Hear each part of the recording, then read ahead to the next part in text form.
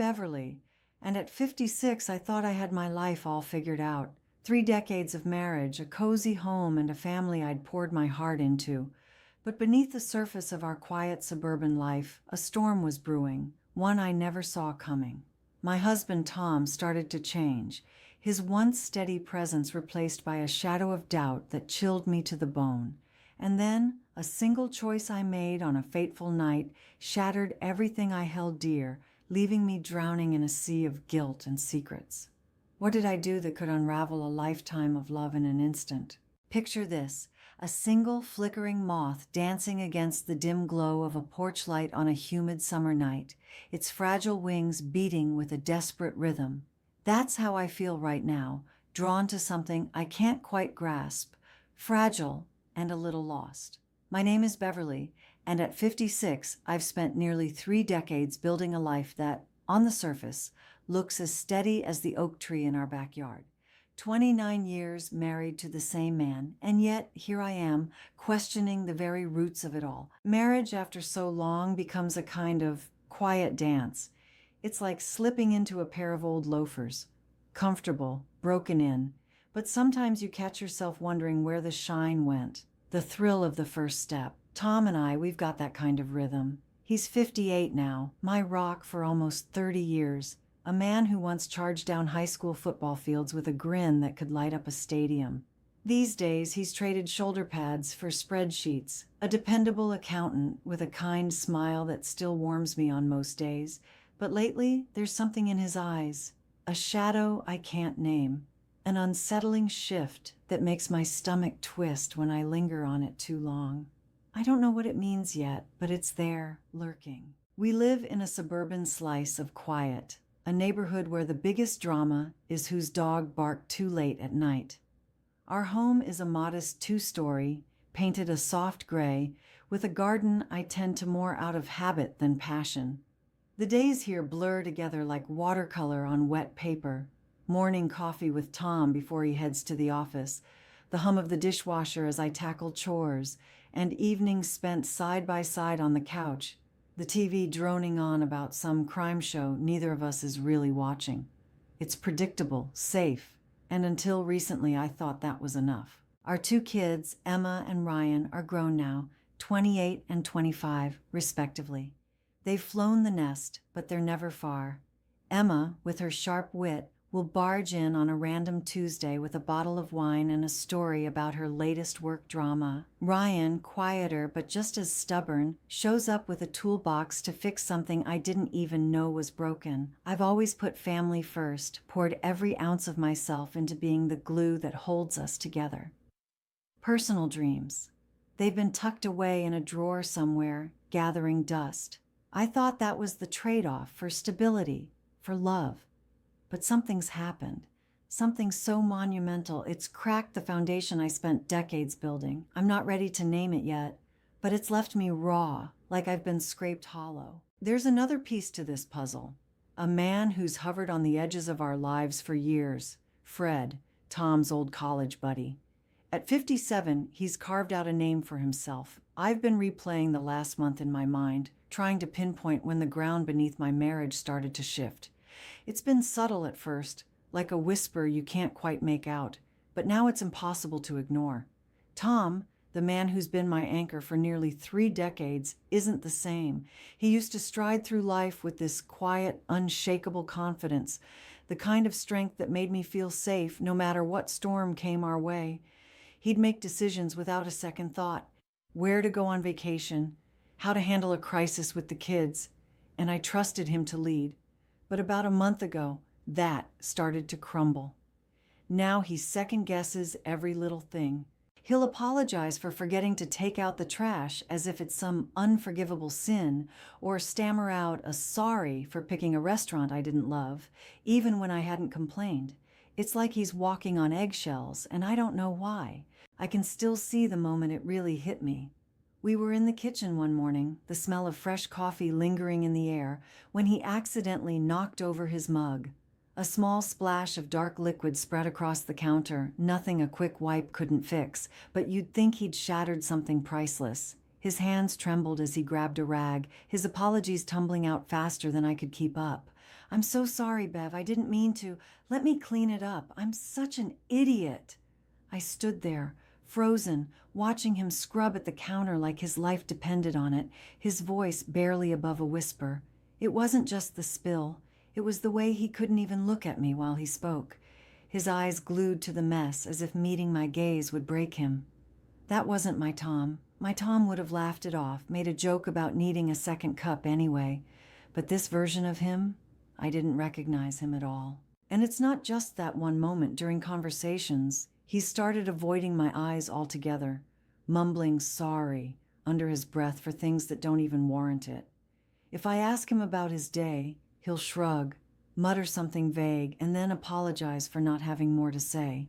It's exhausting. I find myself biting my tongue more often than not, my frustration bubbling up like a pot about to boil over. I've tried asking if something's wrong, if it's work stress or a problem he's keeping to himself, but he just shakes his head and says he's fine. I don't believe him. There's something deeper, something he's not telling me, and it's gnawing at me every single day. The worst part? My feelings for him have started to change.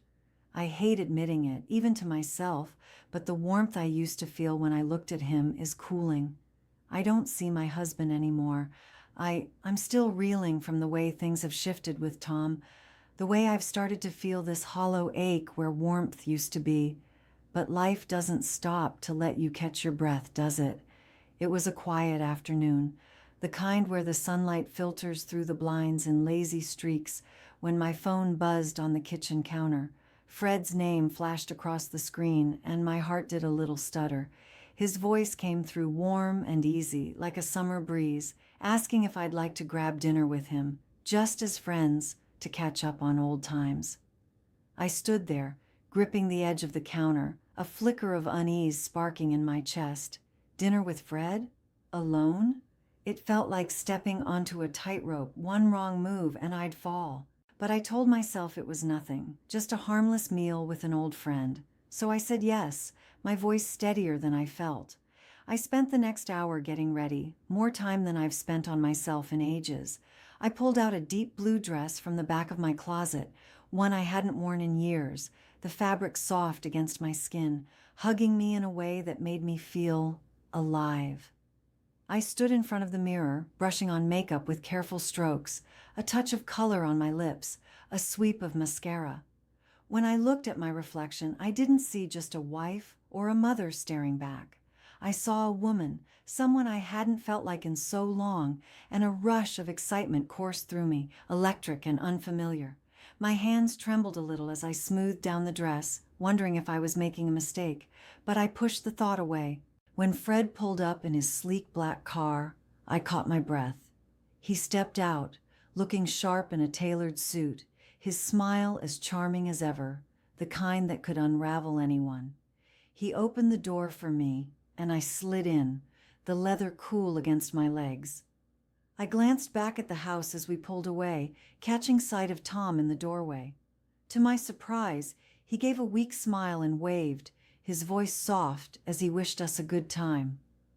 There wasn't a hint of suspicion in his tone, which only made the pang of guilt in my chest sharper. I swallowed it down, telling myself I wasn't doing anything wrong, not yet. The restaurant was a cozy little Italian place, all dim lighting and soft jazz floating through the air. The smell of garlic and fresh bread wrapped around us as we sat across from each other, a small candle flickering between us. Fred and I laughed over old memories, stories of high school dances where we'd fumbled through awkward steps, and the silly crush he'd once had on me, something he admitted with a playful grin. I felt myself loosening up, the wine warming my veins, the weight of my everyday life slipping away with every sip and every shared laugh. It was easy, too easy, to forget everything else for a while. After dinner, as we polished off the last of our wine, Fred leaned in, his voice low and smooth, suggesting we head back to his place for coffee. My stomach flipped. I knew I should say no, should call it a night and go home to Tom. But there was this pull, this thrill whispering in my ear, tempting me to step just a little further over the line. My mind raced, a battle between what I knew was right and what I wanted in that moment. In the end, I nodded, my voice barely a whisper as I agreed. His apartment was modern and upscale, all clean lines and muted colors, with soft music playing in the background as he poured us more wine instead of coffee. The atmosphere shifted, heavy with something unspoken. We sat on his couch, closer than we should have been, and I could feel the heat of him next to me. His arm brushed mine at first, a fleeting touch, then settled around my waist, pulling me in. His hand slid down my back, slow and deliberate, sending shivers through me. When his lips found my neck, warm and insistent, I felt my resolve crumble. I was overwhelmed by a longing. The drive home in the early morning hours feels like a descent into a fog I can't escape. The sky is just starting to lighten, a pale gray creeping over the horizon, but inside me, everything is dark and tangled. My hands grip the steering wheel tighter than necessary, the leather creaking under my fingers as I navigate the empty streets. My mind is a storm, whipping up waves of guilt that crash against a jagged shore of fear. What have I done? How did I let myself fall so far? And yet beneath it all, there's this shameful flicker of thrill, a spark I try to smother, but can't quite extinguish. It makes me sick to even acknowledge it, but it's there, burning quietly as I replay the night with Fred over and over. The way his touch ignited something dormant in me, the way I let myself get lost in a moment I knew I shouldn't have. I shake my head, trying to clear the haze, but it clings to me like damp air. I rehearse excuses as I drive, my voice barely a whisper in the silence of the car.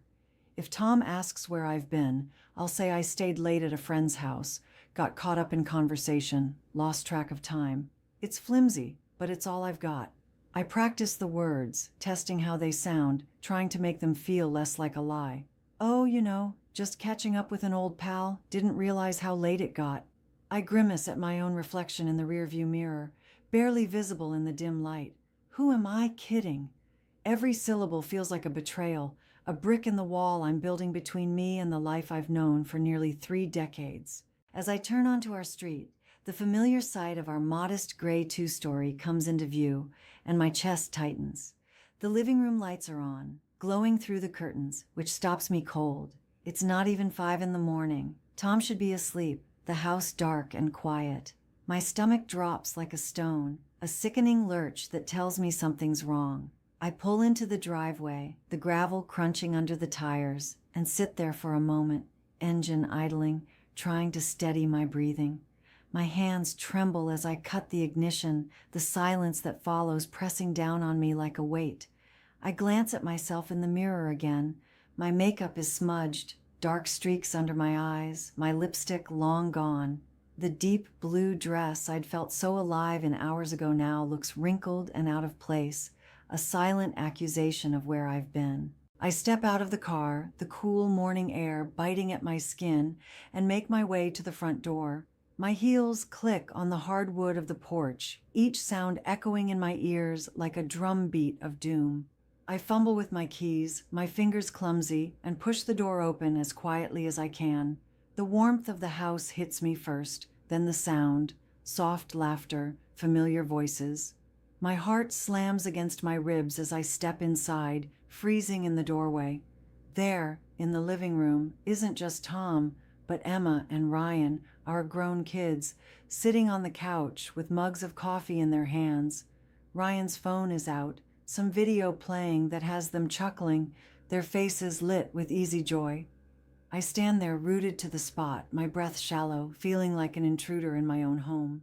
Tom looks up first, and his face breaks into a warm, genuine smile, the kind that used to melt me.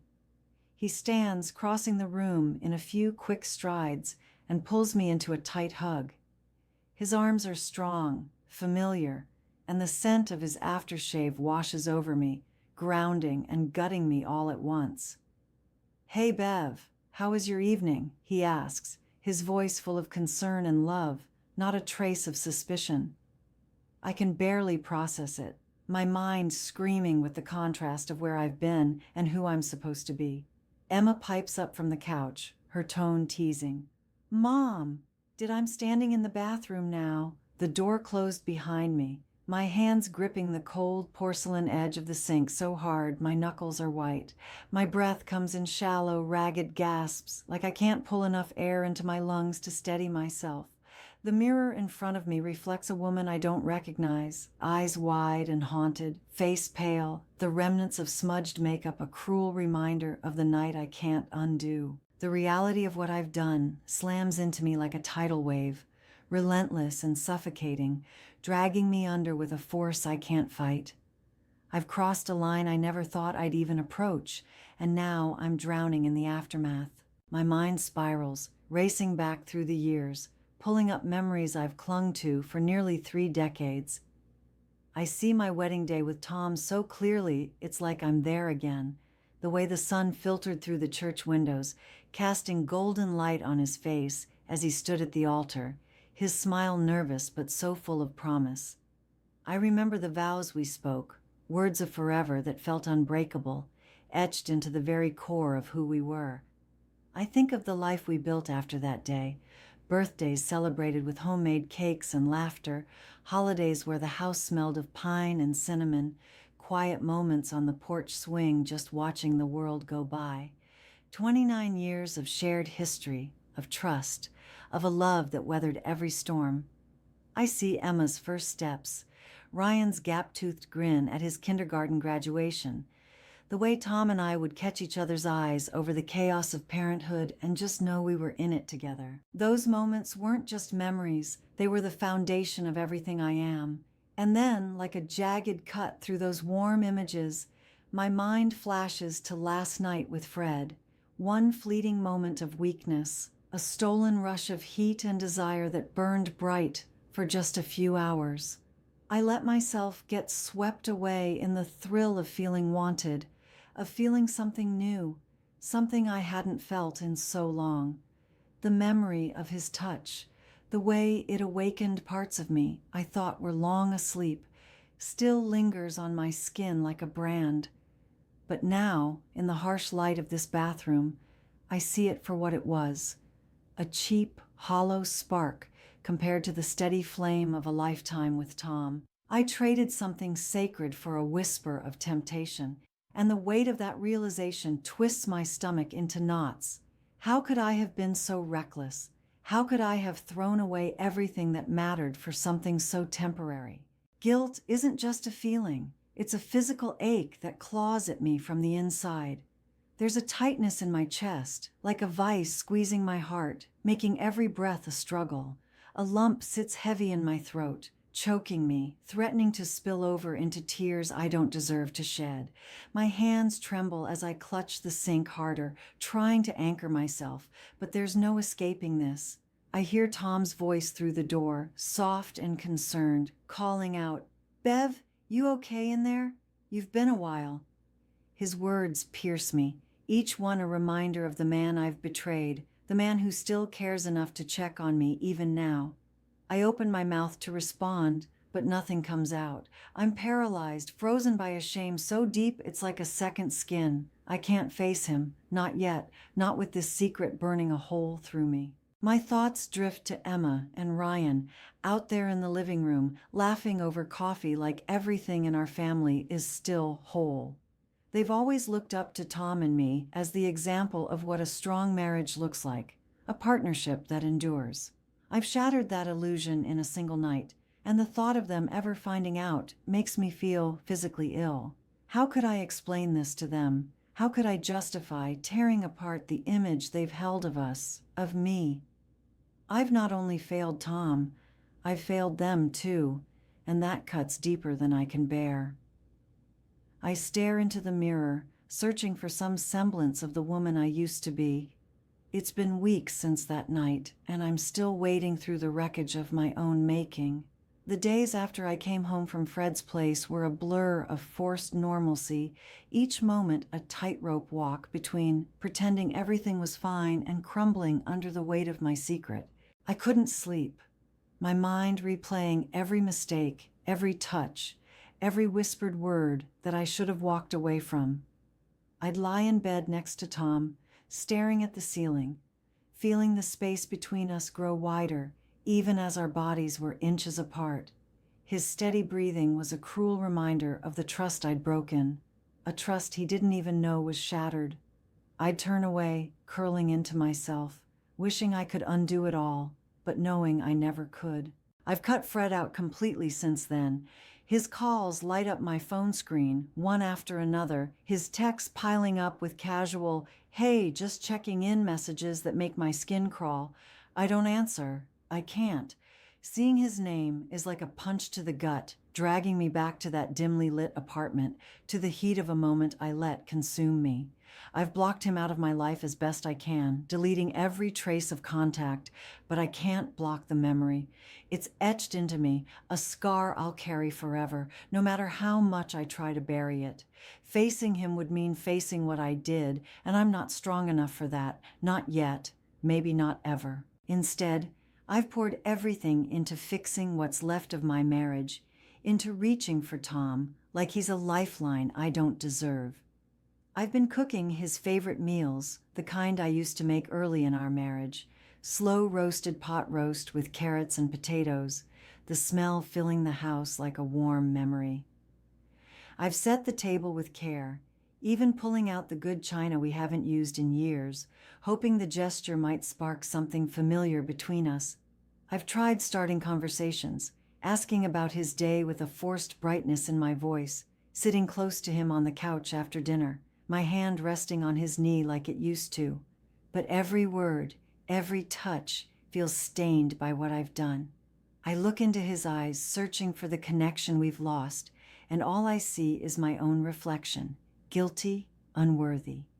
I want so badly to rediscover the love I took for granted, the quiet strength that held us together for nearly 3 decades, but it's like trying to hold water in my hands. It slips through, no matter how tightly I grip. Tom, though, he's starting to come back to himself, bit by bit. I've noticed small changes. The way he's begun to hold his head a little higher, the way his apologies aren't as frequent, as if whatever weight was crushing him is slowly lifting. He's even cracked a few smiles, real ones, the kind that crinkle the corners of his eyes like they used to. Last night, he told me about a project at work with a spark of pride I hadn't heard in months. It warmed me, seeing glimmers of the man I fell in love with, but it also deepened my ache. I still don't know what caused his shift in the first place, what made him retreat into that shell of uncertainty. Was it a health scare he's kept hidden? Stress from the office piling up in ways he couldn't share? I've asked gently over coffee in the mornings, but he just brushes it off with a vague, "I'm okay now," and I don't push. I'm too afraid of what I might uncover, too afraid of adding more cracks to what's already broken. But even as I watch him heal, I'm haunted by a fear that gnaws at me every waking moment. What if the truth comes out? What if, in some unguarded second, I let it slip? Maybe in a heated argument or a tearful breakdown. Or worse, what if Fred decides to say something, to unburden himself by burdening my family with the weight of my mistake? The thought keeps me up at night, my heart racing as I imagine the look on Tom. Don't forget to subscribe, like, and comment if you enjoyed this story. This will help us create more engaging stories for you.